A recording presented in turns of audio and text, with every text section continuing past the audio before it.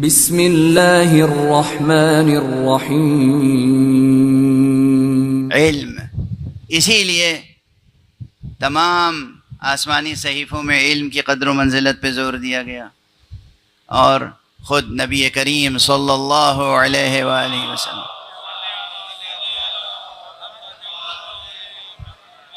نے علم پر کتنا زور دیا ہے۔ مشہور حدیث ہے، اب ہر ایک دہراتا ہے، لیکن بہرحال میں بھی گزارش کر رہا ہوں، بچے بھی یاد رکھیں گے، بڑے بھی یاد رکھیں گے،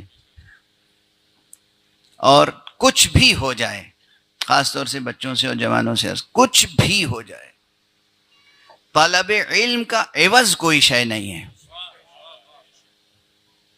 آپ کو کوئی لا کے یہ کرۂ ارض کے برابر سونا چاندی دے دے اور کہ علم حاصل کرنا چھوڑ دو، تو اس کو ٹھوکر مار دینا، مگر علم حاصل کرنا نہ چھوڑنا۔ سب سمجھ میں آئی علم کی قدر و قیمت؟ یہ قول میرا نہیں ہے، یہ میں نقل کر رہا ہوں، یہ قول اس کا ہے کہ جو ابو الاقدار کی نسبت سے بھی پدرانہ حیثیت رکھتا ہے۔ یہ قول امیر المؤمنین امام المتقین علی ابن ابی طالب علیہ السلام۔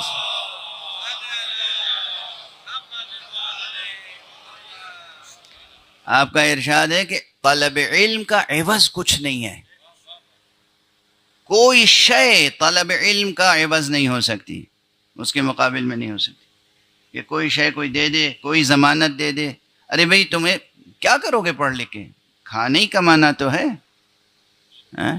پڑھنے لکھنے کے لیے وہی منع کرتے ہیں جن کی نظر بس کھانے کمانے پہ ہوتی ہے، لیکن اللہ کی، رسول کی، امام کی نظر صرف کھانے کمانے تک محدود نہیں ہے، آسمانوں پر چھا جانا ہے، تمہیں بلند ہونا ہے، بلند ہونا ہے، تمہیں زمین تک محدود نہیں رہنا ہے، آسمانوں تک جانا ہے، آسمانوں تک نہیں عرش تک جانا ہے، تمہیں ایسا وجود پیدا کرنا ہے کہ تمہارے نقش قدم کے لیے عرش منتظر ہو۔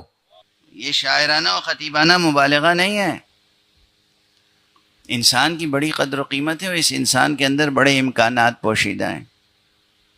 ان امکانات کو پروان چڑھانے کے لیے سائنس کافی نہیں ہے، خوب سائنس پڑھیے، لیکن یہ یاد رکھیے کہ سائنس یہ بتاتی ہے کہ چاند کس ڈائریکشن میں چل رہا ہے، سورج کس ڈائریکشن میں چل رہا ہے، چاند اور سورج و ستاروں کی رفتار کیا ہے، کائنات کس رفتار سے آگے بڑھ رہی ہے اور پھیل رہی ہے۔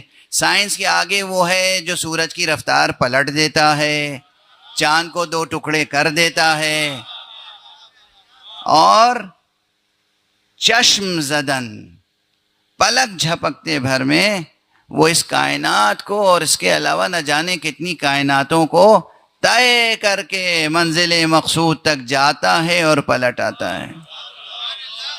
سائنس کی حدود اپنی جگہ، سائنس سیکھنی چاہیے، پڑھنی چاہیے، سائنس کی قدر شناسی کا حق ادا کرنا چاہیے، لیکن سائنس کو دین اور مذہب کی بنیاد نہیں بنانا چاہیے۔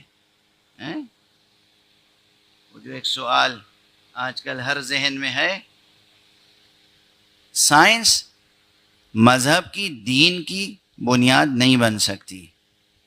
سائنس ٹھیک ہے، سائنس خدمت گزار ہے، سائنس یہ بتانا جانتی ہے کہ گھر کیسے بنے گا، لیکن سائنس گھر میں رہنے والے مکین کی تعمیر نہیں کر سکتی۔ اب جملہ کہوں، سائنس مکان کی تعمیر کر سکتی ہے، مکین کی تعمیر نہیں کر سکتی۔ مکین کی تعمیر دین کرتا ہے، اور اگر مکین اچھا نہ ہو تو کیا ہوتا ہے؟